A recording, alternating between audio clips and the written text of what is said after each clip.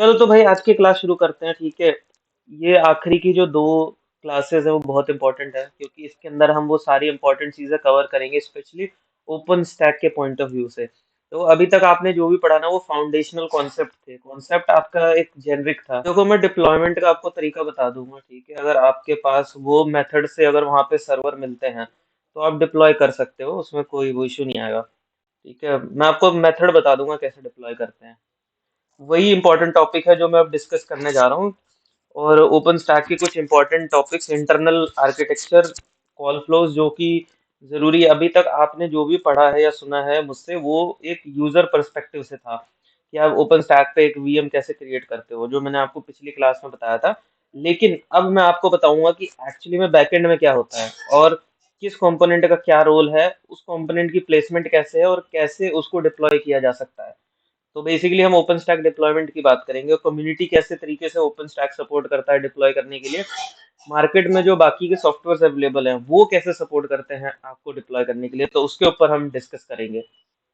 ठीक है, तो आई होप आपके पॉइंट्स कवर हो जाएंगे, जो आपके डाउट्स हैं ठीक है उसके अंदर कवर हो जाएंगे। बाकी जो डिप्लॉयमेंट का होगा वो देख लेंगे, जब करोगे ना तब तब डिस्कस कर लेंगे।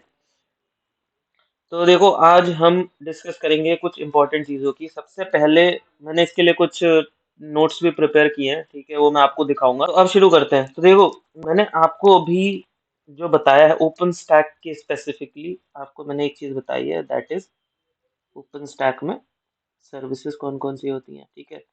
इन सर्विसेज को मैंने आपको समझाया था हाई लेवल पे, एक एक दो दो लाइन से बताया भी कि क्या कौन सी सर्विस का क्या काम है, ठीक है। फिर मैंने आपको बताया कि वीएम लॉन्च कैसे किया जाता है। वीएम लॉन्च बताया मैंने, ठीक है, कैसे करते हैं। जीयूआई और सीएलआई इंटरफेस, ठीक है, सीएलआई इंटरफेस दो तरीके से आप वीएम इंस्टॉल कर सकते हो अपने ओपन स्टैक के ऊपर। फिर मैंने आपको एक चीज़ और बताया था कि ओपन स्टैक कम्युनिकेशन, हालांकि ये मैंने बहुत लो लेवल थोड़ा सा ही बताया ओपन स्टैक कम्युनिकेशन। पर मैंने आपको एक चीज़ बताया था कि ओपन स्टैक में जो आपका एपीआई सर्वर होता है होराइजन का, ठीक है, होराइजन, होराइजन एपीआई सर्वर, ये सबसे मेन फ्रंट एंड होता है जो कि आउटसाइड वर्ल्ड से बात करता है। ये तीन चीजें मैंने आपको ओपन स्टैक के बारे में अब तक बताया। अब मैं आगे कंटिन्यू करूंगा इसके अंदर। आज मैं आपको बताऊंगा कि वीएम लॉन्चिंग की जो चीजें हैं मैं थोड़ा सा और डिस्कस कर लेता हूँ। तो वो सेम टॉपिक है जो मैं आपको पढ़ा चुका हूँ, ठीक है, बस मैं आपको चाहता हूँ कि एक बार आप दोबारा से देख लो। ये मैंने एक टेबल बनाई है आप लोगों के लिए, जिसके अंदर मैंने ये लिखा है कि अगर मुझे एक वीएम को लॉन्च करना है ओपन स्टैक के अंदर यूजर पर्सपेक्टिव से, तो सीएलआई के थ्रू मुझे क्या क्या करना पड़ेगा। तो ये मैंने स्टेप सीक्वेंशियली लिखे हुए हैं। यहाँ पे मैंने बताया है कि कौन सी सर्विस उस स्टेप में इन्वॉल्व होती है। आपको पता ही कि ओपन स्टैक की अलग अलग सर्विसेज है, की स्टोन, ग्लैंस, नोवा, कौन सी सर्विस कहाँ पे इन्वॉल्व है, उस पर्टिकुलर स्टेप में क्या सर्विस आती है, ये चीज भी मैंने उसके अंदर बताया है। जैसे सबसे पहले आपको करना होता है ओपन स्टैक पे लॉगिन, ठीक है, ओपन स्टैक ऑथराइज करना पड़ेगा आपको। इसके लिए जो कमांड लाइन से जो कमांड रन किया जाता है वो होता है सोर्स और क्रेडेंशियल फाइल, ठीक है। यहाँ पे आप रिमार्क देखोगे उसके बारे में डिस्क्राइब किया हुआ है कि वो चीज़ क्या है। तो कीस्टोन यहाँ पे आपका पिक्चर में आएगा। फिर नेक्स्ट आप इमेज क्रिएट करोगे। इमेज जब आप क्रिएट करते हो तो आप ग्लैंस में जाते हो, तो यहाँ पे एक इमेज क्रिएट करने की देखो ये कमांड है, ठीक है। तो देखो यहाँ पे आपको ये सारे स्टेप्स दिख रहे हैं सीक्वेंशली, क्या आपको कमांड फायर करनी होती है। इमेज क्रिएट करोगे, इमेज क्रिएट करने की ये देखो कमांड है, और इस कमांड के अंदर किस आर्गुमेंट का क्या मतलब है वो भी यहाँ पे समझाया हुआ है कि आप इमेज कैसे डिफाइन करते हो, ठीक है, क्या फॉर्मेट होता है, क्या क्या वैल्यूज आप ले सकते हो। देन आप फ्लेवर क्रिएट करते हो। फ्लेवर क्या होता है, फ्लेवर क्रिएट करने की कमांड क्या है, इसमें आप क्या क्या एट्रीब्यूट्स देते हो, रैम, डिस्क, वी, सीपीयू। तो ये जो चीजें हैं यहाँ पे एक्सप्लेन भी किया हुआ है कि वैल्यूज आप कैसे कैसे डिटरमिन करते हो, ठीक है। फिर आपका आता है सर्वर ग्रुप क्रिएट करना। अब ये सर्वर ग्रुप, फ्लेवर, सिक्योरिटी, ये किसका पार्ट है, ये नोवा का पार्ट है, ये आपको यहाँ पे लेफ्ट कॉलम में दिख जाएगा। तो इस तरीके से आपको ये पूरी जो है कंपोनेंट्स मिल जाएंगे, ठीक है। यहाँ पे नोवा क्रिएट सिक्योरिटी, इसका जो सबसे लास्ट स्टेप होता है वो होता है ओपन स्टैक सर्वर क्रिएट। वो मैंने यहाँ नहीं लिखा है, मैं बाद में अपडेट कर दूंगा, बट आपको बता देता हूँ कि जो लास्ट स्टेप होता है ये तो प्री रिक्विजिट है काइंड ऑफ, कि ये सारी चीजें पहले से होनी चाहिए तब आप वीएम को लॉन्च करते हो। तो यहाँ पे आपको पता लग गया कौन सी सर्विस कैसे इंटरेक्ट करती है, इनकी कमांड लाइन भी मैंने आपको दे दिया। इस पे डिटेल में इसलिए डिस्कस करूंगा क्योंकि ये सब चीजें मैं आपको पहले से बता चुका हूँ, ठीक है। यहाँ पे मैं कुछ ऐसी चीजें डिस्कस कर रहा हूँ आपके साथ जो आपके लिए इंपॉर्टेंट है समझना। ओपन स्टैक, मैं कम्युनिटी के ओपन स्टैक की बात कर रहा हूँ, मैं रेड हैट या किसी कंपनी के ओपन स्टैक की बात नहीं कर रहा। रेड हैट जो, सॉरी, जो ओपन स्टैक की जो कम्युनिटी है उस कम्युनिटी का जो सॉफ्टवेयर होता है मैं उसकी बात कर रहा हूँ। तो यहाँ पे मैंने आपको याद है पहले दिन बताया था कि ओपन स्टैक के रिलीजेस ये मैंने आपके लिए लिख दिया है एक जगह कंसोलिडेट, ताकि जब आप इस कभी भी नोट्स को पढ़ोगे, ये नोट्स देखो आपको एक्सेसिबल है, ठीक है, आपके पास इसका एक्सेस, आप कभी भी इसको पढ़ सकते हो। यहाँ पे आपको सब कुछ मिल जाएगा कि ओपन स्टैक शुरू कब से हुआ था। तो देखो यहाँ पे आपको दिख रहा है ओपन स्टैक ऑस्टिन से स्टार्ट हुआ था 2010 में। ये रिलीजेस हैं, अगर आप देखोगे डिफरेंस एवरी 6 मंथ। लेकिन ये जब इनका अल्फाबेटिकली ABCD चला ना, तो ये एक पॉइंट पे आके, जहाँ पे ये Z होता है, यहाँ पे आके ये इनका जो है ये खत्म हो गया अल्फाबेटिकल कैरेक्टर्स। तो अल्फाबेटिकल कैरेक्टर्स खत्म हो गए, तो उससे क्या इम्पैक्ट आया? उससे इम्पैक्ट ये आया कि अब इनको जो नया रिलीज है उसको अब इनको एक नाम देना पड़ा। तो देखो ये जो Z है, ये 2022 का है, अक्टूबर 2022 का, जो कि अभी ज्यादा दूर नहीं हुआ है, पिछले 1.5 साल का ही डिफरेंस है, 1.5 2 साल का। अब आप यहाँ पे एक चीज देखोगे तो उसके बहुत सी कंपनीज के ओपन स्टैक, अगर आप कम्युनिटीज को देखोगे, क्योंकि वो लोग कम्युनिटी को फॉलो करते हैं, सभी लोग कम्युनिटी को फॉलो करते हैं, तो हो सकता है कि आपकी कंपनी का जो ओपन स्टैक होगा वो अभी हो सकता है नीचे ही किसी किसी स्पेसिफिक रिलीज में हो। क्योंकि मैंने आपको ये चीज बताया भी था कि कम्युनिटी 6 मंथ में करती है, लेकिन कंपनीज एनुअल फॉलो करते हैं, तो जरूरी नहीं कि हर 6 मंथ में कंपनी भी एक नया ओपन स्टैक निकालेगी। वो किसी न किसी रिलीज को कॉपी करते हैं, फॉलो करते हैं। तो इसके बाद आप देखोगे तो इनका अल्फाबेटिकली जो है वो, अब इन्होंने देखो क्या किया, इन्होंने फिर से ABCD शुरू किया है, लेकिन यहाँ पे आपको एक चीज का डिफरेंस मिलेगा। डिफरेंस ये मिलेगा कि अब इनकी जो साइकिल है वो अब एवरी 6 मंथ नहीं है, अब ये जो है आपका चेंज हो गया है। अब ये एक साल में सिर्फ 2 बार रिलीज निकालते हैं। एक निकलता है इनका मेन, ये देखो, एक तो ये वाला रिलीज आता है, इसको स्पेशल बोलते हैं, ये एक रिलीज आता है, और उसके बाद आता है आपका ये मेन। अब ये देखो बॉब कैट। इसी तरीके से 2024 के फर्स्ट मंथ में इनका एक रिलीज है कैरेकल। इसके बाद इनका जो फ्यूचर रिलीज है, जो कि प्लान है 2024 फरवरी, जो कि ये करंट मंथ है, तो करंट मंथ में इनका ये रिलीज आने वाला है। ये साल में सिर्फ 2 ही रिलीज निकालेंगे अब से, और ये ABCD अल्फाबेटिकल को अगेन फॉलो कर रहा है। अब देखो इसमें कुछ है नहीं, यहाँ पे ये सारे जो नेमिंग कन्वेंशन है ना, कोई स्टैंडर्ड नहीं है। ये ABCD ये मोस्टली, जैसे ऑस्टिन बैक्सर, ये मोस्टली किसी फ्रूट के नाम पे, प्लेस के नाम पे, किसी एनिमल के नाम पे, जैसे वेलाबे एक एनिमल होता है, विक्टोरिया, ट्रेन, सूरी, तो ये कोई वो नहीं है। और आपको सबको रटने की जरूरत भी नहीं है, आपको सिर्फ ये देखना है कि करंट में क्या चल रहा है। करंट में आप देखोगे तो फरवरी में ये रिलीज आएगा, ठीक है। यहाँ पे आपको मिलेगा रिलीज की डेट क्या है, इसका नेक्स्ट फेज, अभी ये करंटली किस फेज में, अभी ये डेवलपमेंट में है, ठीक है। यहाँ पे एंड ऑफ देखोगे तो एंड ऑफ सपोर्ट, तो यहाँ पे आप देखोगे तो ये सारे एंड ऑफ सपोर्ट जा रहे हैं। चार, देख रहे हो, 4 जनवरी 2024 को स्टेन जो है वो आउट ऑफ सपोर्ट चला गया है। इसका मतलब है कि कंपनीज के जो ओपन स्टैक हैं वो आज की डेट में इसके ऊपर ही होंगे, क्योंकि इसके नीचे वाले ओपन स्टैक को तो कम्युनिटी भी सपोर्ट नहीं करती है, ठीक है। ये देख लो एंड ऑफ लाइफ, तो ये आपकी इंफॉर्मेशन के लिए, आप आराम से कभी भी पढ़ सकते हो।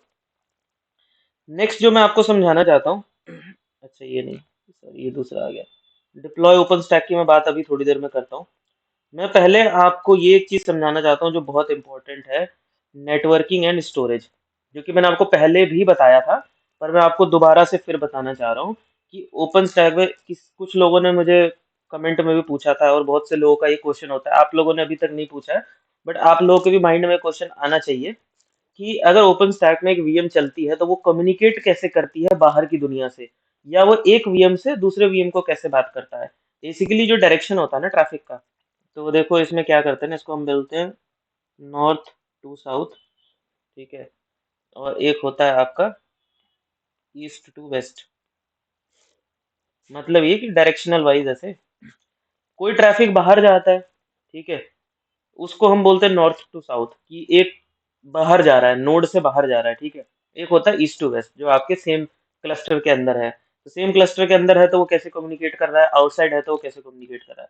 इस चीज को थोड़ा सा ध्यान से समझो, ये बहुत इंपॉर्टेंट टॉपिक है। Networking in open stack, storage in open stack, मैंने आपको पहले ही बताया था कि जो 4 इंपॉर्टेंट क्रिटिकल रिसोर्सेज हैं, उन 4 रिसोर्सेज का ये सारा गेम होता है क्लाउड में। CPU, रैम, बार बार इसीलिए लिखता हूँ ताकि आप भूलो ना इस चीज को, ठीक है। यहाँ पे आता है आपका निक, और यहाँ पे होता है स्टोरेज। अब मैंने आपको एक चीज बताई कि CPU रैम बेसिकली मदरबोर्ड से होता है इंटीग्रेटेड, और ये हाइपरवाइजर के पास जाता है, हाइपरवाइजर, ठीक है। ये होता है आपका नेटवर्किंग का पार्ट। ये होता है आपका स्टोरेज एक्सटर्नल, मतलब कि एक्सटर्नली कोई स्टोरेज होगा जिसको कि आप अटैच करोगे अपने वीएम के साथ। तो ये तो आपके हाइपरवाइजर के थ्रू अचीव हो सकता है, इसके लिए आपको अलग से कोई एडिशनल ड्राइवर्स नहीं चाहिए, ना ही कोई चीजें चाहिए, आप हाइपरवाइजर से कर लोगे। लेकिन ये जो नेटवर्क है ये एक्सटर्नल आएगा और आपको इसको अटैच करना पड़ेगा, मतलब अपने वीएम में इसको कनेक्टिविटी मैनेज करनी पड़ेगी, एक्सटर्नल स्टोरेज को बाउंड करना पड़ेगा। तो ये दोनों चीजें कैसे होती हैं ये बहुत इंपॉर्टेंट है समझना। और ये नॉर्थ ईस्ट ईस्ट वेस्ट ये जो कॉन्सेप्ट है ये तो ऐसे मैंने बताया, बट मेन आप समझो कैसे होता है ओपन स्टैक की नेटवर्किंग। एक चीज हमेशा याद रखना, अगर कोई वीएम है या कोई भी सॉफ्टवेयर है, लेट्स से एक सॉफ्टवेयर है, वो किसी न किसी पीस ऑफ हार्डवेयर के ऊपर ही चल रहा होगा। ये यूनिवर्सल ट्रुथ है, ठीक है। अगर कोई वीएम है तो वो किसी न किसी हार्डवेयर के ऊपर ही चल रही होगी। ऐसा हो नहीं सकता कि कोई वीएम है और वो किसी हार्डवेयर पर ना हो। आपसे वो लेयर हाइड की जा सकती है, आपको दिखाया नहीं जाएगा, लेकिन डेफिनेटली वो लेयर कहीं ना कहीं होगी। इसके ऊपर जब कोई हाइपरवाइजर का सॉफ्टवेयर डालता है, देन उसके ऊपर आप एक वीएम बनाते हो, ठीक है। ये हो गया वीएम 1 और वीएम 2। अब जब ये वीएम इंडिपेंडेंट ऑपरेट करता है, इसको अपनी लाइफ के अंदर, इसकी जो लाइफ साइकिल होती है, ठीक है, लाइफ साइकिल, इस लाइफ साइकिल के अंदर इस वीएम को कभी पता नहीं चलता है कि इसका होस्ट कौन है। समझो, इस होस्ट वीएम को नहीं पता कि इसका होस्ट कौन है, ये कहाँ चल रही है। इस वीएम को इतना पता है कि 5 स्टैक में 5 लेयर होती हैं, L1, L2, L3, L4 and L5। अब वो कह रहा है कि L2, L3, L4, L5 तो मेरे पास है, लेकिन ये जो L1 है, ये जो मुझे मिल रहा है, ये कहाँ से मिल रहा है मुझे नहीं पता, लेकिन ये मेरे को मिल रहा है। और जब तक ये मुझे पांचों लेयर मिल रही है, मेरा स्टैक कंप्लीट है। मेरा जो सॉफ्टवेयर है, यहाँ जो 5th लेयर पे जो सॉफ्टवेयर चल रहा है, ये आराम से चल सकता है। क्यों? क्योंकि नीचे की जो लेयर्स हैं वो कंप्लीट हो रही हैं। ये L1 जो है आपको हाइपरवाइजर की हेल्प से नीचे से मिल रहा है। तो ये वीएम अंदर से अगर आप देखोगे तो आपको कोई डिफरेंस नहीं लगेगा। चाहे आप फिजिकल सर्वर पे लॉगिन करते हो उसके ओएस पे, चाहे आप वीएम के ओएस पे लॉगिन करते हो, आप डिफरेंशिएट नहीं कर पाते कि ये चल कहाँ पे रहा है। तो इस तरीके से आपको ये पता नहीं चलता है। लेकिन अब बात आती है दूसरी, नेटवर्क और स्टोरेज। ये नेटवर्क और स्टोरेज कैसे कनेक्ट किया जाता है, कैसे मुझे ये स्टोरेज मिलेगा, कैसे मुझे ये नेटवर्क मिलेगा। तो इस चीज को अब हमें समझना है। तो इस चीज को समझने के लिए हाई लेवल पे पहले मैं बताऊं आपको, ये मैंने यहाँ पे एरो डायग्राम दिखाया। ये एरो डायग्राम क्या कहना चाह रहा है कि इसको मैं ऐसे समझाता हूँ दूसरे वर्ड में, उसको आप आराम से पढ़ लेना। ये हो गया मेरा फिजिकल हार्डवेयर, ठीक है, ये हो गया हार्डवेयर। इसके पास एक फिजिकल नेटवर्क होगा, ठीक है, ये निक होगा, जो कि रियल होगा। इसको हम बोलते हैं फिजिकल, जो कि एक्सटर्नली कनेक्टेड होगा नेटवर्क के थ्रू, स्विचेस के थ्रू, ठीक है, फिजिकल स्विचेस के थ्रू। नॉर्मल नॉर्मल एजम्पशन करते हैं, ठीक है। अब आपकी जो वीएम है वो यहाँ पर है, ठीक है। इस वीएम में एक निक होगा, जिसको क्या आप बोलोगे, वी निक। इसको आप बोलोगे ETH 0। आपको अपने वीएम पे ETH 0 दिख रहा है। ये जो सर्वर है, इसका जो केबल है, ये जो कनेक्टेड है, ये इस सर्वर का निक है। अब क्योंकि इस हार्डवेयर के ऊपर एक सॉफ्टवेयर की लेयर है, जो मैंने आपको बताया था, जिसको कि हम हाइपरवाइजर बोलते हैं, हाइपरवाइजर। इस लेयर की हेल्प से इस हार्डवेयर के रिसोर्सेज को आप यूज कर सकते हो किसी भी पर्पस के लिए। तो यहाँ पे आपको ये चीज जो है वो दिखेगा एज अ निक। तो यहाँ पे इसे दिखेगा ETH 0। इस ETH 0 से मान लो एक और फिजिकल ले लेते हैं रिडंडेंसी के लिए। रिडंडेंसी क्यों किया जाता है? बिकॉज किसी रीजन से अगर केबल कट जाए तो आपके पास दूसरा रूट हो आपके ट्रैफिक के लिए। तो लेट्स से ये दूसरे स्विच में है, ये स्विच 2 में है, ठीक है, ये स्विच 1 हो गया, ये स्विच 2 हो गया। इसकी कनेक्शन यहाँ से है। ये आपको यहाँ पर जब आप देखते हो तो ये आपको दिखता है एज अ ETH 1 और ये दिखता है एज अ ETH 0, ठीक है। ये नॉर्मल, आप नॉर्मल सर्वर्स पे भी ऐसे ही देखते हो। अब क्या होता है कि यहाँ पे बनता है एक ब्रिज, इस पे क्रिएट होगा ब्रिज। ब्रिज क्यों बनाया गया? ब्रिज इसलिए बनाया जाता है कि दो जो मेरे पास हैं, इसको आप ब्रिजिंग कर सकते हो, बॉन्डिंग कर सकते हो। बॉन्डिंग ब्रिजिंग क्यों की जाती है? बॉन्डिंग एक ब्रिजिंग इसलिए की जाती है कि यहाँ पे जो फिजिकल है उसमें एक मास्टर रहेगा, एक स्लेव रहेगा। अगर मास्टर डाउन हो गया तो स्लेव अप हो जाएगा, स्लेव डाउन हुआ तो मास्टर चल रहा है। फिजिकल रिडंडेंसी आपको मिल जाती है और उस फिजिकल रिडंडेंसी से आप अपना फिजिकल जो है, जो आईपी है पैकेट, वो ऊपर तक ले जा सकते हो। अब इसके और वीएम के बीच में यहाँ पे कुछ है जो कि इस पैकेट को इस ब्रिज से यहाँ के बीच में कनेक्शन कराएगा, और उस चीज को हमें समझना जरूरी है। अब वो चीज क्या है? देखो वो चीज आपको मिलेगी। अब वो चीज देखो क्या है, यहाँ पे आता है ओपन स्टैक का अपना स्विच। ओपन स्टैक जो है, नॉर्मली देखो क्या होता है, मैं बताता हूँ नॉर्मली क्या होता है कि ये जो हाइपरवाइजर है ये लाइनक्स कर्नल होता है।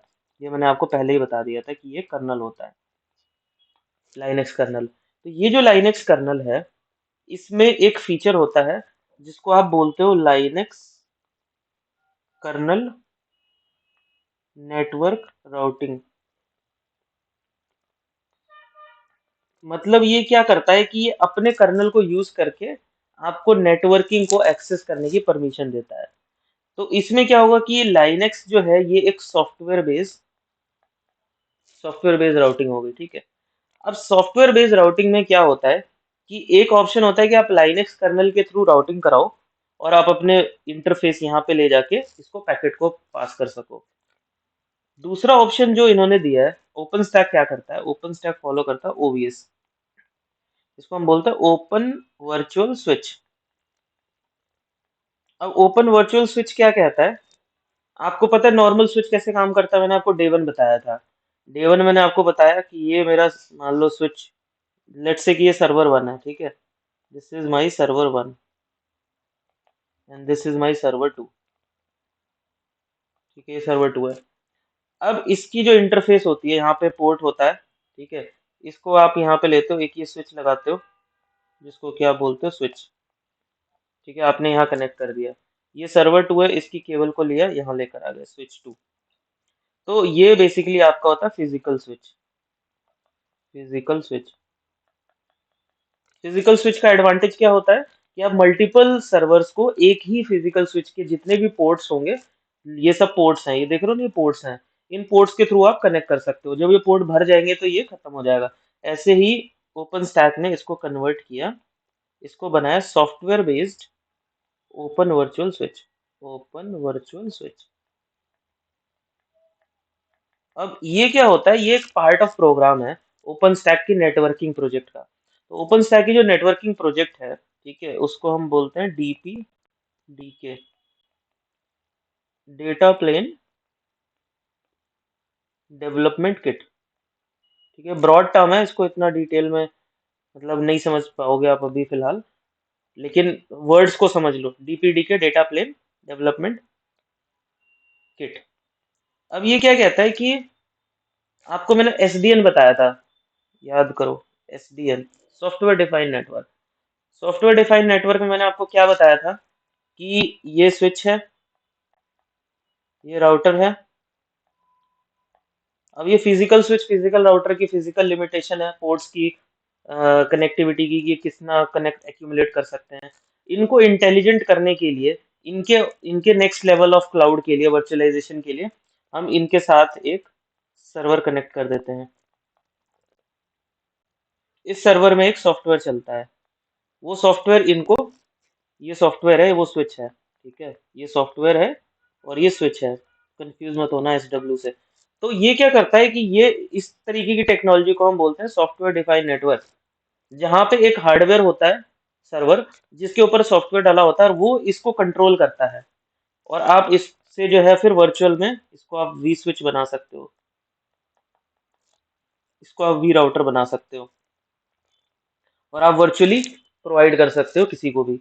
तो इसी एसडीएन के फॉर्मूले को, इसी प्रिंसिपल को फॉलो करते हुए डीपीडीके के अंदर दो तरीके की चीजें ओपन स्टैक में है। एक होता है आपका ओवीएस और दूसरा होता है आपका एसआरआईओवी, एसआरआईओ, ठीक है, एसआरआईओ। इसका मतलब होता है सिंगल रूट इनपुट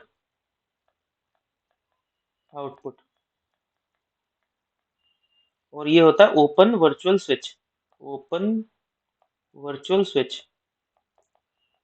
अब ये समझना है तो इसको, ओवीएस को समझो एक नॉर्मल स्विच की तरह, जैसे आपका फिजिकल स्विच होता है वैसे ही एक वर्चुअल स्विच है। तो अब again coming back to this diagram, इस डायग्राम पे मैं आता हूँ यहाँ पे, जहां मैंने आपको बताया कि ये जो ब्रिज है, इस ब्रिज के बाद यहाँ पे आता है ओवीएस। अब ये ओवीएस क्या है, बेसिकली एक स्विच है, वर्चुअल स्विच, ठीक है, सॉफ्टवेयर बेस्ड स्विच। और ये ओपन स्टैक का अपना है। तो ये क्या करता है, हर वीएम के साथ, हर वीएम के इंटरफेस को लेके ये स्विच क्या करेगा, यहाँ पे एक पोर्ट क्रिएट कर देगा। जैसे नॉर्मल स्विच में होता है ना, यहाँ पे पोर्ट क्रिएट हो गया, हर पोर्ट के को ये बाइंड कर देगा, जितने भी वीएम्स होंगे। तो चलो एक बार रीड्रॉ करके दिखा देता हूँ अच्छे से। देखो, ये हो गया ओवीएस, ठीक है, ये हो गया सॉफ्टवेयर बेस्ड स्विच, ये स्विच।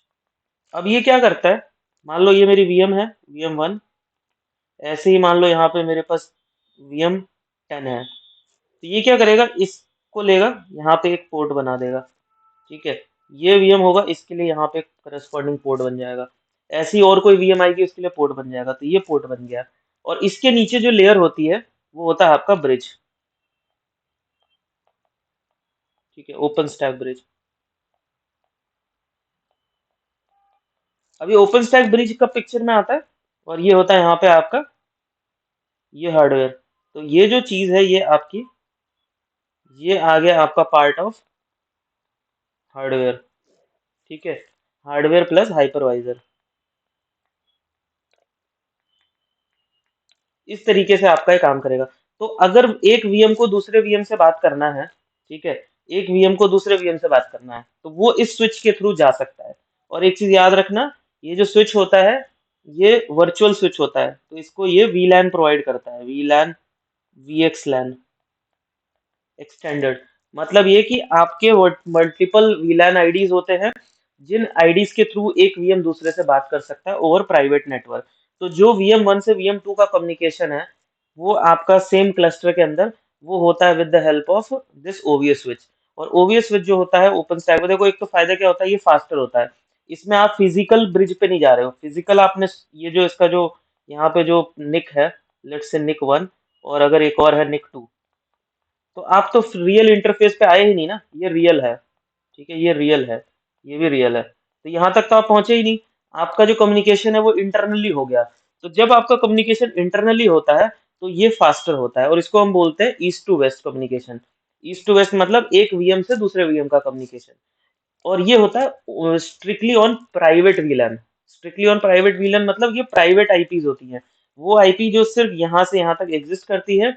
और ये इस ओवीएस स्विच के थ्रू वीलैन आईडी जो आप कॉन्फ़िगर करोगे, तो आपने मान लो एक प्राइवेट नेटवर्क बनाया, प्राइवेट वील नेटवर्क 1, और उसका वीलैन आईडी दे दिया 100। फिर आपने एक बनाया प्राइवेट वीलैन, प्राइवेट नेटवर्क, और आपने इसको वीलैन आईडी दे दिया 200। तो अभी आप देख रहे हो मेरे पास दो वीलैंस हैं। अगर ये दोनों वीएम सेम वीलैन का पार्ट है, तो ये आपस में बात कर सकते हैं। बट अगर ये दूसरे वीलैन 200 का पार्ट है, तो ये आपस में बात नहीं कर सकते, अगर दोनों डिफरेंट हैं तो। तो इस तरीके से आप कम्युनिकेशन एस्टेब्लिश कर सकते हो, और ये कम्युनिकेशन बहुत फास्टर होता है, इसलिए इस तरीके का मेथड प्रेफर किया जाता है। अब क्या होता है कि ये हो गया आपका इंटरनल कम्युनिकेशन, ये मैंने आपको बताया इंटरनली वीएम कैसे बात करती है। अब पॉइंट ये आता है कि अगर आपको बाहर जाना है, इस होस्ट के बाहर जाना है, अगर आपका कम्युनिकेशन इसके बाहर जा रहा है, ठीक है, इसके बाहर जा रहा है, दैट मीन्स कि अभी ये ब्रिज पे आएगा, ब्रिज के बाद ये रियल इंटरफेस से एक्सटर्नल वर्ल्ड पे जाएगा। उस टाइम पे यहाँ पे नेटिंग यूज की जाती है। नेटिंग का मतलब होता है नेटवर्क एड्रेस ट्रांसलेशन।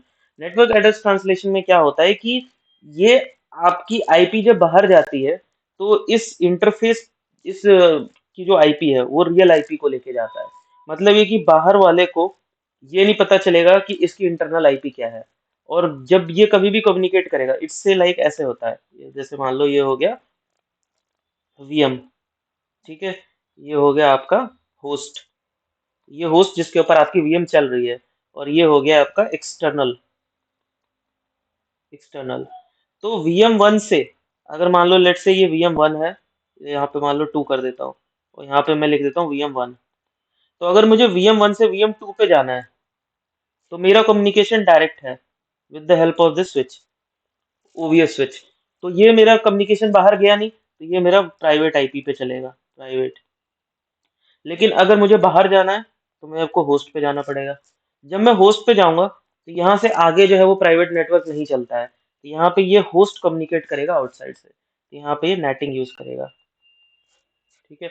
और इसके बाद ये जो भी रिस्पॉन्स आएगा ये वापस इसको यहाँ पे देगा। तो इस तरीके से एक्सटर्नल कम्युनिकेशन होता है। अब देखो होता क्या है कि यहाँ पे एक ट्विस्ट है समझने वाला, कि जब ये कम्युनिकेशन बाहर जाता है तब बहुत सारे क्वेश्चंस और कंसर्न रेज होने शुरू हो जाते हैं। क्योंकि जब तक ये इंटरनल है एवरीबडी इज हैप्पी, कोई प्रॉब्लम नहीं है। जो आपका जो नेटवर्क इंटरफेस होता है बहुत फास्ट होता है, सिक्योर होता है, सब कुछ अच्छा होता है।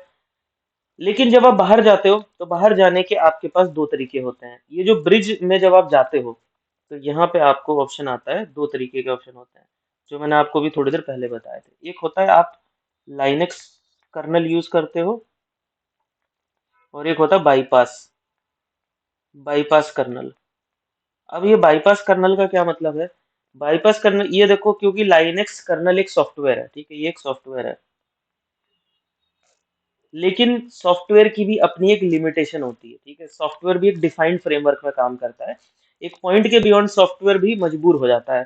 तो इस केस में जो आपको जो एक्सपेक्टेशन होती है टीपीएस की, ठीक है, बहुत सारी चीजें कंसर्न्स होते हैं वो यहाँ पे अराइज होने लगते हैं।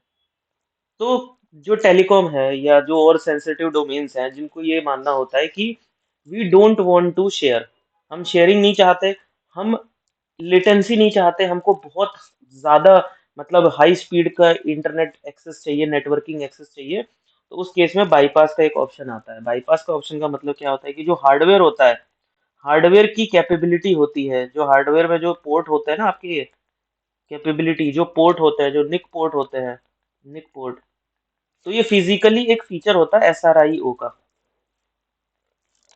अब इस एसआरआईओ में क्या होता है कि आपके हार्डवेयर जो मैन्युफैक्चरर है, जो कंपनी है जो इस हार्डवेयर को बना रही है, वो आपको एक ऐसा फीचर देती है कि आप डायरेक्टली डायरेक्टली जो है वो इंटरफेस को एक्सेस कर सकते हो, रियल इंटरफेस को, रियल निक को, अलग अलग चैनल पे रियल निक को, विदाउट हाइपरवाइजर। इस हाइपरवाइजर को आप बाईपास कर सकते हो, और बाईपास करके आप इस तरीके का नेटवर्क अचीव कर सकते हो। इसमें क्या है, आपकी स्पीड बहुत हाई होती है और आपको एक डेडिकेटेड चैनल मिलता है, और आपका कोई लिमिटेशन नहीं आता है, जो कि यहाँ सॉफ्टवेयर के केस में था। तो अगर आप ये लाइनक्स बेस्ड देखोगे, कर्नल वाला जो मेथड है सॉफ्टवेयर बेस्ड राउटिंग, इस वाले में आपको थोड़ी सी लिमिटेशन मिलती है, लेकिन इसमें एडवांटेजेस भी हैं। इसमें एडवांटेज ये है कि अगर आप ओवीएस का पार्ट हो, इसका एग्जांपल क्या है, ओवीएस। तो अगर आप ओवीएस का पार्ट हो तो आपके पास इंटर वीएम कम्युनिकेशन बहुत अच्छी है, सुपर फास्ट है। फिर अगर आपको इतनी ज्यादा नेटवर्किंग का इशू नहीं है तो आप सेम ओवीएस को आप एक्सटर्नल भी यूज कर सकते हो कम्युनिकेट करने के लिए। लेकिन अगर आप सेंसिटिव एप्स की बात करते हो जो बहुत ज्यादा सेंसिटिव होते हैं, उस केस में आप बाईपास कर सकते हो। लेकिन एक चीज याद रखना, अगर आप बाईपास मेथड फॉलो कर रहे हो तो आपके हार्डवेयर में वो कैपेबिलिटी होनी चाहिए। मतलब फिजिकल सर्वर जो आप जिस पे वीएम लॉन्च करोगे वो एसआरआईओ को सपोर्ट करना चाहिए। अगर वो एसआरआईओबी को सपोर्ट नहीं करता है तो आप ये वाला बाईपास मेथड यूज नहीं कर पाओगे। Then you need to come back to Linux colonel.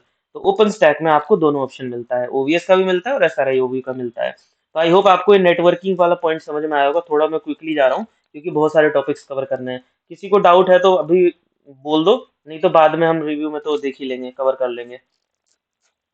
इस नेटवर्किंग में डाउट है किसी को? नहीं है? देखो यही सेम चीज आपको यहाँ पे भी मिलेगी, जो ये जो डायग्राम देख रहे हो ना, ये सेम चीज आपको जो मैंने अभी समझाया, एक्सटर्नल सोर्स, फिजिकल स्विच, और उसके बाद वीनिक, और उसके बाद केमू केवीएम, और फिर आपका वीएम। ये इस तरीके से आपका ट्रैफिक का पैकेट का फ्लो होता है एक्सटर्नल। इसकी डायरेक्शन ऐसे है, आउटसाइड। ये है आपका आउटसाइड, ये आपका है रियल निक। रियल निक मतलब एक्चुअल सर्वर का। ये हो गया आपका ओवीएस, ठीक है। ये हो गया आपका वीएम का निक, इसको वी निक बोलते हैं, ठीक है। ये बेसिकली इसको टैप बोला जाता है। टैप मतलब जो मैंने यहाँ पे डायग्राम में समझाया था ना कि ये पोर्ट क्रिएट करता है, ये इसको टैप बोलते हैं, ये टैप होता है। उसके बाद वो केवीएम के पास जाएगा, ठीक है, आपके हाइपरवाइजर के पास, बेसिकली हाइपरवाइजर के पास, और फिर वो आपको वीएम के साथ अटैच करेगा। तो फाइनली आपके वीएम, ये एक्सटर्नल कम्युनिकेशन है। अगर इंटरनल होता तो ये यहीं से ही क्या कहते हैं, ओवीएस से ही रिटर्न हो जाता। देखो अगर ये होता तो ये यहीं से रिटर्न हो जाता, इसी पॉइंट से, इतने से ही। तो ये नेटवर्किंग है जो मैं आपको समझाना चाहता था, ठीक है। एक चीज और समझाना चाहता हूँ मैं आपको, वो है ओपन स्टैक के डिजाइन। देखो ओपन स्टैक की जो सर्विसेज है ना, ठीक है, ये इसमें बहुत सारी चीजें, देखो ये डायग्राम से पढ़ लेना आराम से। मैं जो समझाना चाहता हूँ आप पहले वो समझो। ओपन स्टैक की ये जो सर्विसेज है मैंने आपके सामने प्रेजेंट की है, ठीक है, ये डायग्राम मैंने ओपन स्टैक की साइड से उठाया है। यहाँ पे आप देखोगे तो हर एक कंपोनेंट को इन्होंने डिस्क्राइब किया हुआ है। मैं जो आपको समझाना चाहता हूँ वो आप पॉइंट को समझो।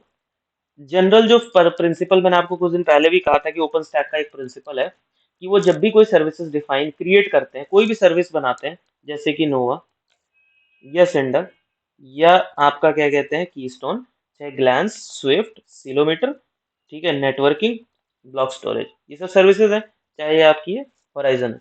इन सब सर्विसेज में आप कुछ चीजें जनरल प्रिंसिपल देखोगे, देखो मैंडेटरी नहीं है बट जनरल। जनरल प्रिंसिपल क्या कहता है कि हर जगह आपको एक एपीआई सर्वर मिलेगा। कीस्टोन का एपीआई होता है, ग्लैंस का एपीआई होता है, ठीक है, यहाँ पे न्यूट्रॉन का एपीआई होता है, नोवा का एपीआई होता है, ठीक है, सिंडर का एपीआई होता है। ऐसा जरूरी नहीं कि सबका ही होगा, लेकिन मोस्टली आपको मिलेगा। देखो सिलोमीटर का एपीआई होता है, ये एक सर्विस है जो मैंने आपको नहीं बताई थी। सिलोमीटर बेसिकली मैट्रिक्स के लिए यूज किया जाता है। अगर आपको चार्जिंग करनी है किसी वीएम की, कि किस वीएम में कितना सीपीयू कब से चल रहा है, सीपीयू रैम, तो ये सब वो जो काउंटर्स होते हैं उनको वो कलेक्ट करता है, और आप इसके बेसिस पर आगे चार्जिंग वार्जिंग करवा सकते हो, कि किसी वीएम की चार्जिंग करवानी है कि कितनी देर तक वीएम चल रही थी, तो वो सारे काम इसके थ्रू हो सकते हैं। ठीक है, तो आपको जनरल प्रिंसिपल समझा रहा था कि एक एपीआई सर्वर होता है जो कि मोस्टली आपको सारी सर्विसेज में मिलेगा। एक डेटाबेस होता है, कीस्टोन का डेटाबेस। ये डेटाबेस किस लिए होता है? कीस्टोन के अपने ऑपरेशन के लिए।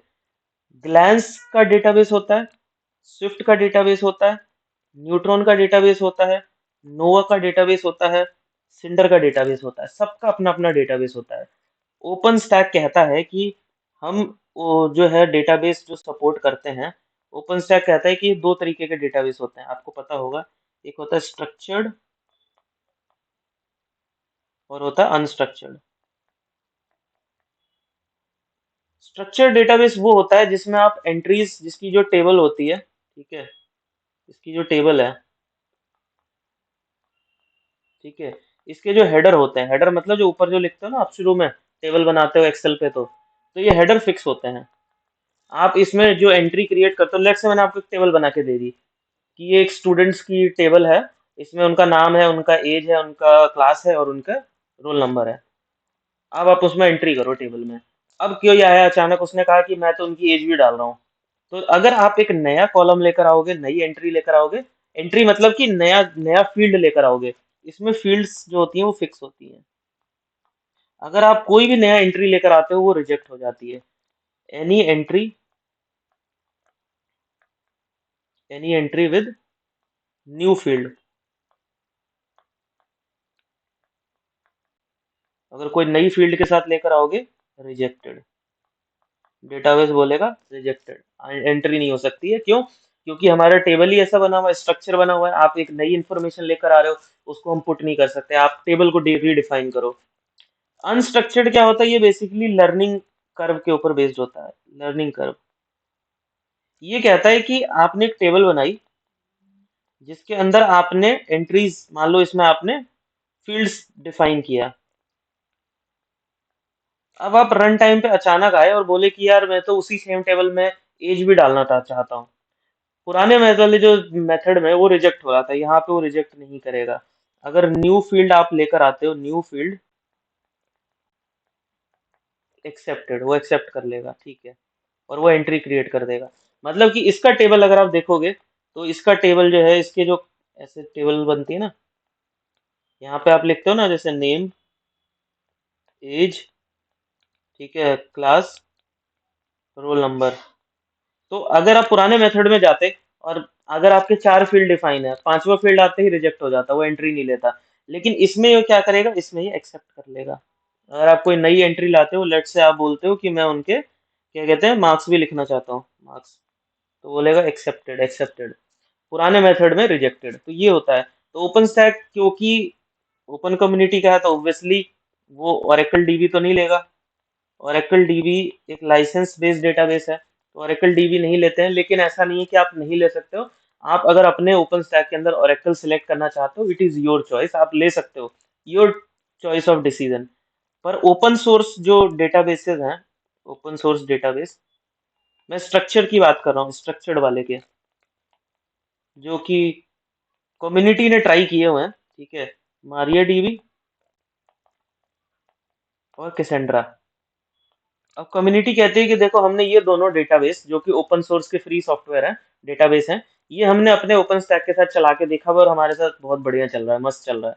आप कहते हो कि नहीं यार ये तो दो आपने कर लिया, मेरे को तो और भी टेस्ट करना है, यू आर मोस्ट वेलकम, आप एक नई टेस्टिंग कर सकते हो, आप नया बना सकते हो, क्यों? क्योंकि उसका फ्रेमवर्क आपको रोकता नहीं है, वो आपको स्टॉप नहीं करेगा कि आप इन दो के अलावा तीसरा नहीं ले सकते हो। पर क्योंकि उन्होंने ये टेस्टिंग कर रखी है तो उन्होंने कहा कि अगर आप अपना टाइम सेव करना चाहते हो तो आप इन दोनों में से कोई भी एक यूज कर लो। तो आपको जनरली जो डेटाबेस है वो दिखता है मारियाडीबी का, जो मैंने देखा है मारियाडीबी देखा है। कोई हो सकता है किसी के केस में कैसेंड्रा भी होगा, डेटाबेस कोई सा भी हो सकता है। अब यहाँ पे आप देख रहे हो कि हर एक सर्विस का अपना डेटाबेस है। अब आप यहाँ पे 10 डेटाबेस तो नहीं क्रिएट करोगे ना, 10 अलग अलग मारियाडीबी तो डिप्लॉय नहीं करोगे। और कल को पता चला कि एक और सर्विस किसी ने ऐड कर दी तो एक और डेटाबेस। जनरली डेटाबेस में क्या होता है, एक ही रहता है, सिंगल डेटाबेस, सिंगल डीबी। इसमें बेसिकली होते हैं इंस्टेंस, इसको हम बोलते हैं इंस्टेंस। इंस्टेंस का मतलब होता है हर एक सर्विस का अपना रिजर्व डेटाबेस। जब वो लॉगिन करता है सर्विस अपने यूजर से, अकाउंट से, तो उसको अपना डेटाबेस दिखता है, उसको लगता है कि हाँ ये मेरा डेटाबेस है, वो शेयर नहीं करता है किसी के साथ। तो हर एक सर्विस का अपना एक इंस्टेंस होता है, हर सर्विस का। तो यहाँ पे आप जो देख रहे हो बेसिकली इंस्टेंस है हर एक डेटा सर्विस का। कीस्टोन वाला जब लॉगिन करेगा, अपने कीस्टोन सर्विस लॉगिन करता है अपने अकाउंट से, तो उसको MariaDB में अपना इंस्टेंस दिखता है, जिसको लगता है कि ओके ये मेरा मेरा पर्सनल डेटाबेस है। ऐसे ही हर सर्विस को दिखता है। तो ये दो चीजें आपको समझ में आ गई, एपीआई सर्वर और डेटाबेस। अब एक बहुत इंपॉर्टेंट सर्विस होती है ओपन स्टैक के अंदर जो बहुत इंपॉर्टेंट है, क्योंकि इतनी सर्विसेज तो आपने डिफाइन कर दी, दुनिया भर की सर्विसेज बना दी, अब इनको बात कैसे कराओगे आपस में? सबसे बड़ा कंसर्न, कैसे नोवा जो है वो कीस्टोन से बात करेगा, कीस्टोन जो है वो ग्लान से बात करेगा, ग्लान जो है स्विफ्ट से बात करेगा, स्विफ्ट सिलोमीटर से, या ए से बी, बी से सी से डी, लोग कैसे बात करेंगे? ये तो कम्युनिकेशन इसका तो बहुत कॉम्प्लिकेटेड हो जाएगा। इतना कॉम्प्लिकेटेड हो जाएगा कि अगर मैं डायग्राम ड्रॉ करूं और मैं बोलूं कि ये है नोवा, ये है स्विफ्ट, ठीक है, छोटा सा बना रहा हूँ, पूरा मत समझना कि यही फुल है, एग्जाम्पल के लिए कीस्टोन। और फिर सबसे मेन होराइजन, देखो होराइजन सबसे इंपॉर्टेंट है। अब इतने सारे कंपोनेंट्स हैं, इससे इसको बात करनी है, इससे इसको बात करनी है, इसको बात करनी है, इसको बात करनी है, और ये वाला, इसको क्या कहते हैं, कीस्टोन को इससे बात करनी है, कीस्टोन को इससे बात करनी है, इससे करनी है, कीस्टोन को इससे बात करनी है। होराइजन, होराइजन को क्या कहते हैं कि इससे भी बात करनी है, होराइजन को इससे भी बात करनी है, होराइजन को क्या कहते हैं, इससे बात करनी है। ये तो कॉम्प्लिकेटेड होता जा रहा है ना, एक दूसरे से बात करेंगे तो ये तो पागल हो जाएंगे, कम्युनिकेशन लॉस्ट हो जाएगा। तो इसको थोड़ा सिंप्लीफाई किया गया। तो इसको सिंप्लीफाई कैसे किया गया कि हम एक प्रोटोकॉल बनाते हैं। प्रोटोकॉल क्या कहता है कि बीच में एक मीडिएटर होगा, इसको हम बोलते हैं advance messaging Q protocol, AQMP, AMPQP, advance messaging Q protocol. अब ये क्या कहता है कि ये हो गया आपका, ये हो गया, ये हो गया, ये हो गया, सर्विसेज बना लो जितनी भी बनानी है। इधर आप सेंडर डाल दो, नोआ डाल दो, कहीं भी रख सकते हो, ऐसा कुछ वो नहीं है। यहाँ पे कीस्टोन डाल दो, मतलब मैंने सिर्फ इनको यहाँ पे शो करने के लिए बताया, सिर्फ अलग अलग। अब क्या होगा कि इन सबको जो बात करनी होगी वो यहाँ पर आएंगे, सब लोग आपस में यहाँ पर आएंगे और एक प्रोटोकॉल फॉलो करेंगे।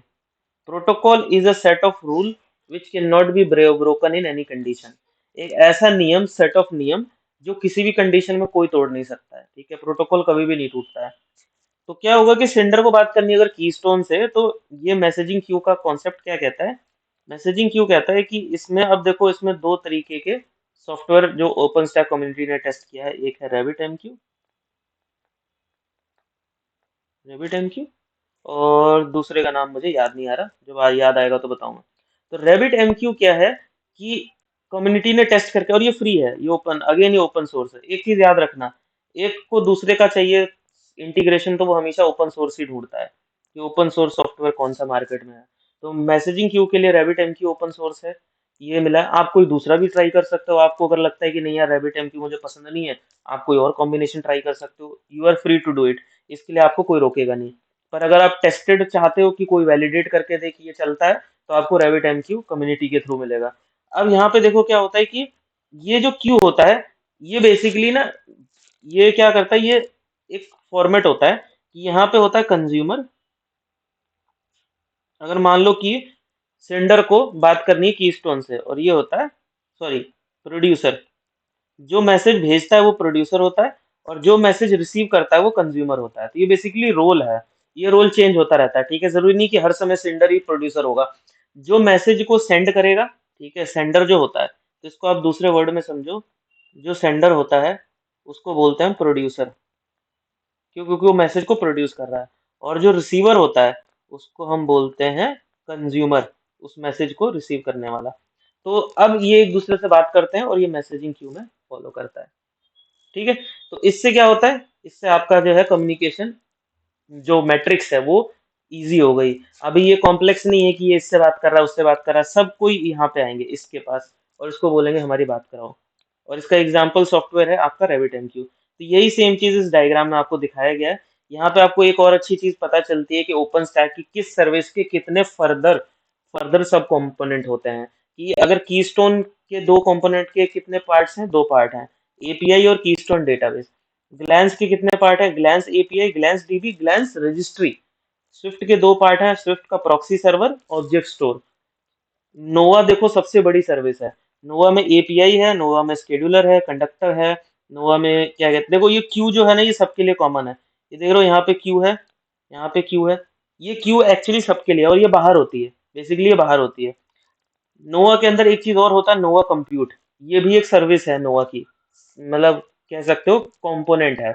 नोवा कंप्यूट के अंदर आपका होता है हाइपरवाइजर, सबसे इंपॉर्टेंट चीज। नेटवर्किंग और वीएम, जो वीएम होती है वो यहीं पे चलती है। तो ये सबसे इंपॉर्टेंट होता है, ठीक है। सिंडर जो बताया मैंने आपको, सिंडर क्या होता है, वॉल्यूम होता है। तो सिंडर में एपीआई होता है, स्केड्यूलर होता है, सिंडर बैकअप होता है, सिंडर वॉल्यूम होता है, सिंडर डीबी होता है। और ये देखो क्यू यहाँ पे भी होती है। ऐसे ही हर सर्विस के अपने आपको कंपोनेंट्स मिलेंगे। तो इस तरीके से आप इसको ओपन स्टैक को अंडरस्टैंड कर सकते हो सर्विसेज के टर्म्स में। यहाँ पे समझ में आया? इधर किसी को डाउट है? कोई डाउट है तो प्लीज बताओ। ठीक है। ये देखो, ये सिंडर का डायग्राम है। सिंडर बेसिकली ये बताना चाह रहे हैं कि जो मैं अभी कह रहा था ना, नेटवर्क कैसे अटैच होता है और स्टोरेज कैसे अटैच होता है, दो क्रिटिकल चीजें हैं। चार में से, चार रिसोर्सेज में से सीपीयू रैम तो मदरबोर्ड से आ गया, हाइपरवाइजर से। नेटवर्क और स्टोरेज, नेटवर्क मैंने आपको जस्ट थोड़ी देर पहले बताया, ओवीएस के थ्रू ले लो, एसआरआई ओवी से ले लो। नेटवर्किंग कैसे भी बाईपास करा लो, या लाइनेक्स का कर्नल यूज कर लो। स्टोरेज जो अटैच होता है वो कैसे होता है, स्टोरेज अटैच का ये डायग्राम थोड़ा सा कॉम्प्लिकेटेड है, ठीक है। ट्राई टू अंडरस्टैंड, नहीं समझ में आएगा हम फिर से दोबारा डिस्कस कर लेंगे रिव्यू क्लास में, क्योंकि ये थोड़ा सा ना बड़ा है, इसमें थोड़ा सा टाइम चाहिए।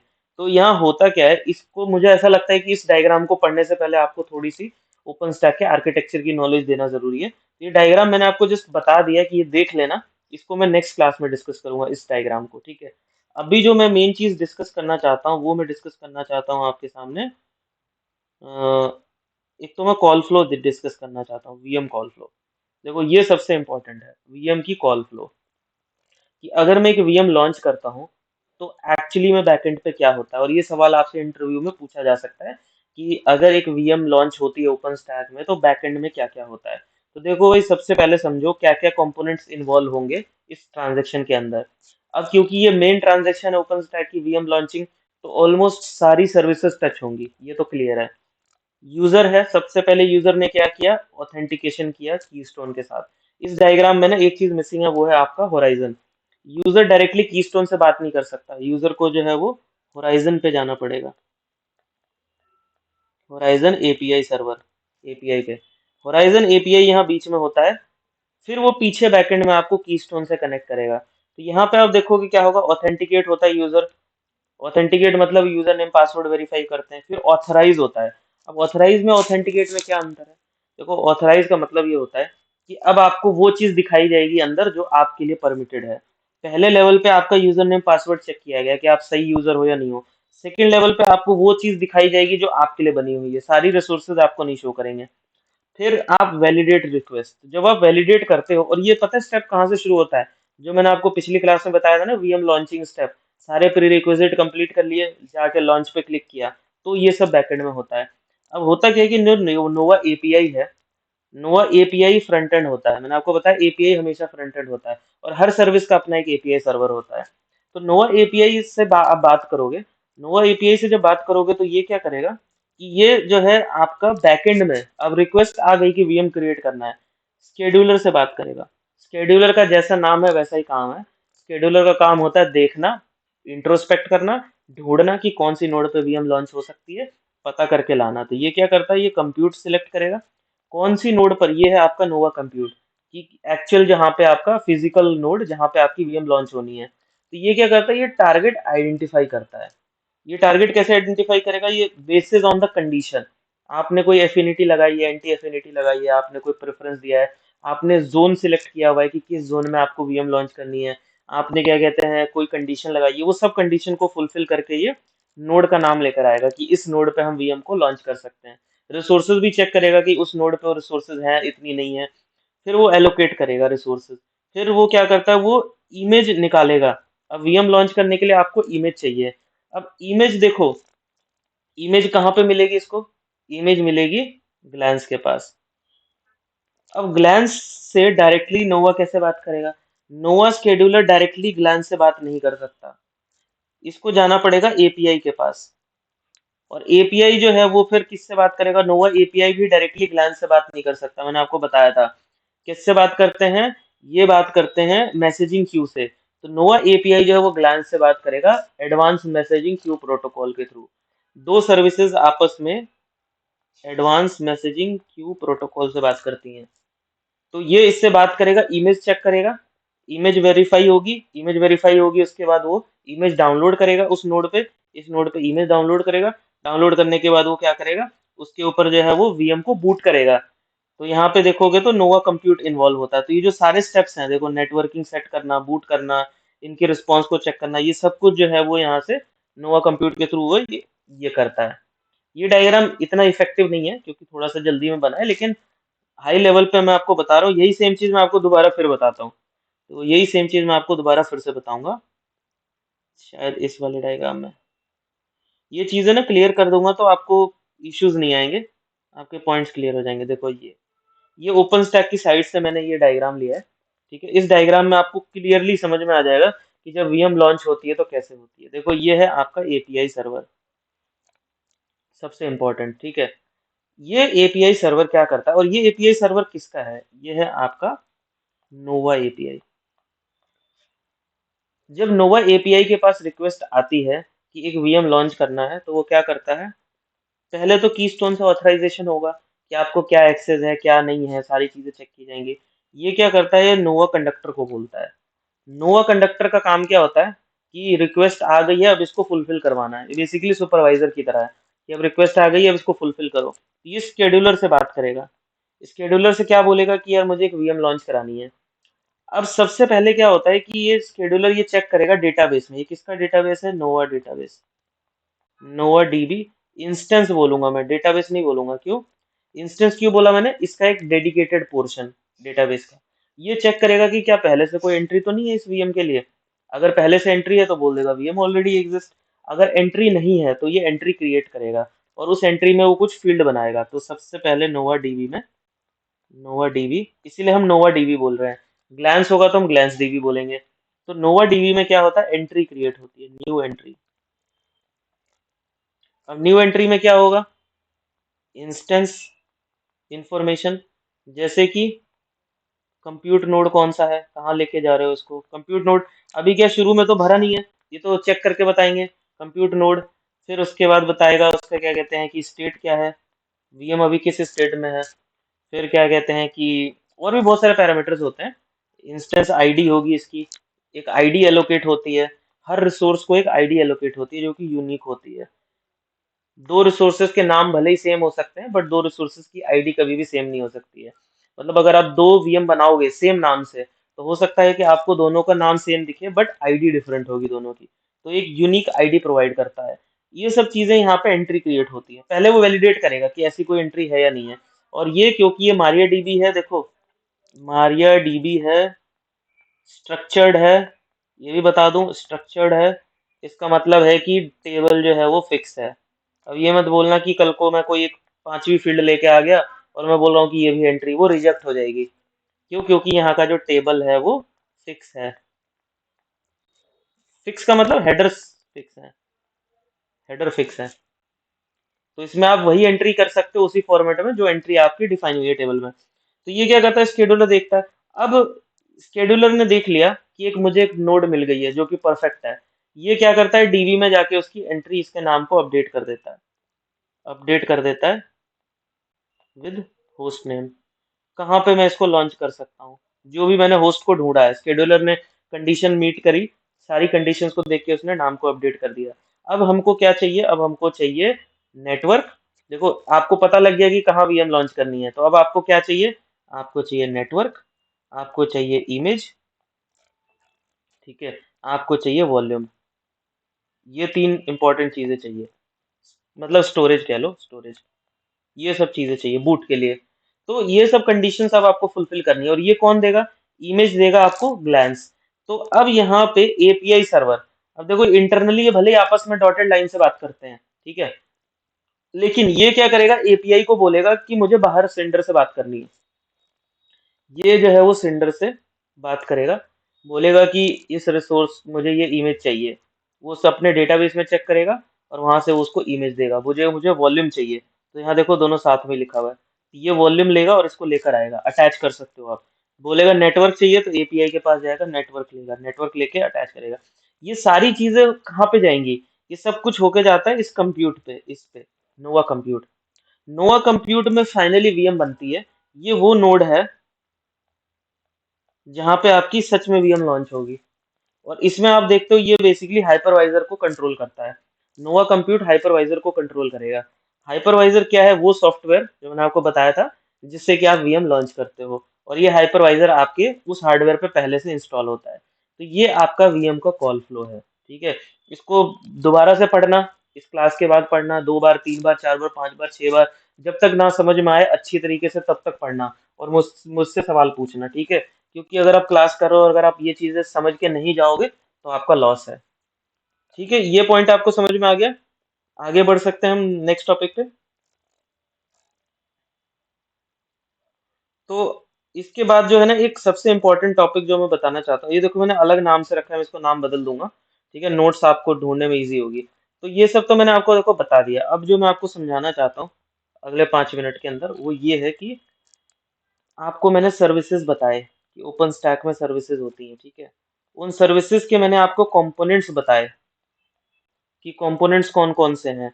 जैसे एपीआई है, डीबी है, ठीक है, क्या कहते हैं, और भी कुछ हो सकता है, एनी अदर, डिपेंडिंग की कौन सी सर्विस है। तो ये बेसिकली क्या है, ये फर्दर सब कंपोनेंट, कि उस सर्विस का फर्दर सब कंपोनेंट कौन सा है। और मैंने आपको ये चीज जिस दिन मैंने आपको ओपन स्टैक फर्स्ट डे बताया था, नॉट क्लाउड फाउंडेशन, जिस दिन मैंने आपको ओपन स्टैक के बारे में पहले दिन बताया था, मैंने आपको बोला था कि ओपन स्टैक एक कॉमन प्रिंसिपल फॉलो करता है। इसकी सारी जो कोडिंग है, मैंने 2 बार बताया है, आज तीसरी बार बता रहा हूँ, वो है पाइथन में, ठीक है। Python SDK, software development kit. API server use करता है रेस्ट, जो कि एक ओपन सोर्स है,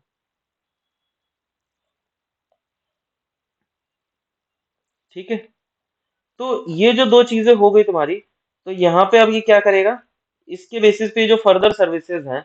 अब अगर मान लो मुझे एक पिक्चर इमेजिन करनी है, पूरी पिक्चर इमेजिन करनी है, वो पिक्चर कैसी है कि ये है मेरा नोवा, नोवा में है नोवा एपीआई, नोवा स्केड्यूलर, ठीक है, नोवा कंप्यूट, नोवा कंडक्टर,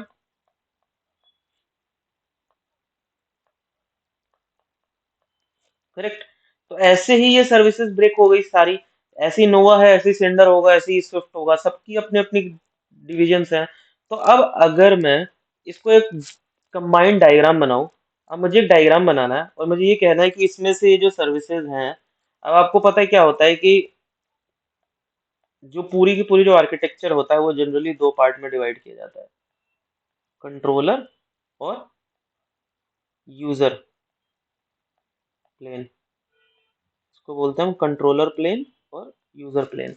अब ये कंट्रोलर प्लेन और यूजर प्लेन क्या होता है, कि यहाँ पे आप वो चीजें रखो जो मेनली आपके कंट्रोलिंग से रिलेटेड है, और यहाँ पे आप रखो आप एक्चुअल यूजर सर्विसेज, जो आपको यूजर्स के अकॉर्डिंग रखनी है। जैसे कि अब मैं बोलूं नोवा एपीआई, नोवा स्केड्यूलर, नोवा कंप्यूट, नोवा कंडक्टर, इसमें से बताओ कौन सी सर्विस है जो कंट्रोलिंग के काम आ रही है। एपीआई का क्या काम है? कम्युनिकेशन। स्केड्यूलर का काम क्या है? स्केड्यूलिंग करना। कंप्यूट का काम क्या है? एक्चुअल वीएम को लॉन्च करना। कंडक्टर का काम क्या है? इस प्रोसेस को कंडक्ट कराना।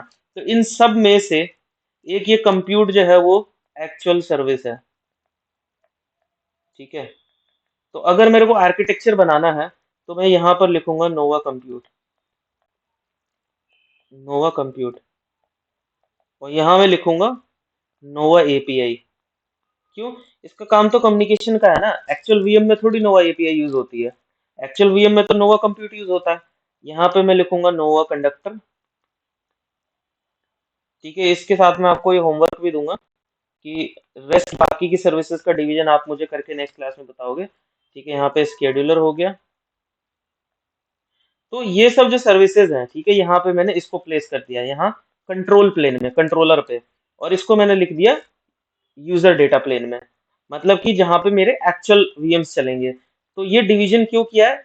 इजी पड़ता है जब एक ऑफिस में आप जाते हो तो एचआर का, ऑफिस छोड़ो, ऑफिस तो आजकल मिक्स होने लगे हैं, कॉलेज में आप देखते हो ना, डिपार्टमेंट होता है, स्टाफ का अलग होता है, टीचर्स का अलग डिपार्टमेंट होता है, डायरेक्टर का अलग होता है, डीन का अलग होता है, स्टूडेंट्स वेलफेयर और सब अकाउंट्स का अलग होता है। क्यों होता है? क्योंकि सबको अपना अपना काम करना होता है। अकाउंट वालों को अकाउंटिंग के लिए अलग जगह दे दी जाती है, एक अलग रो होता है उनका, उसमें सिर्फ वो अकाउंटिंग का काम करते हैं। तो ऐसे ही हम जब कोई भी बड़ा सॉफ्टवेयर बनाते हैं तो हम जनरली उसको दो पार्ट में डिवाइड करते हैं, control plane, user plane. Control वो जिसमें आप मैनेजमेंट का काम करोगे, यूजर प्लेन वो जहाँ पे आपके यूजर एक्चुअल काम करेंगे, ठीक है।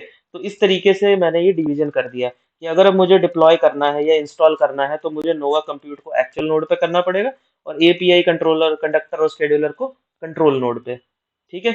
ये आपको बाकी की जो सर्विसेज हैं उसका डिवीजन आप मुझे बताओगे अगली क्लास में कि आपके हिसाब से कौन सी सर्विस कहाँ जानी चाहिए, कंट्रोल पे या यूजर प्लेन पे। तब हम फिर डिप्लॉयमेंट की बात करेंगे और उसके बाद हम और आगे फर्दर बढ़ेंगे। आई होप आपको इतनी सब चीजें समझ में आई होंगी, ठीक है। टाइम कम होता है, लिमिटेड इंटरेक्शन है, बट मैं ट्राई करता हूँ जितना आपको ज्यादा बता सकूं, ताकि आप बाद, अभी ना सही लेकिन बाद में जब वीडियो को दोबारा से देखोगे तब शायद चीजें अच्छे से समझ में आ जाएं। तो किसी को कोई डाउट है इसमें तो पूछो, नहीं तो हम आज की क्लास को फिर यहीं पे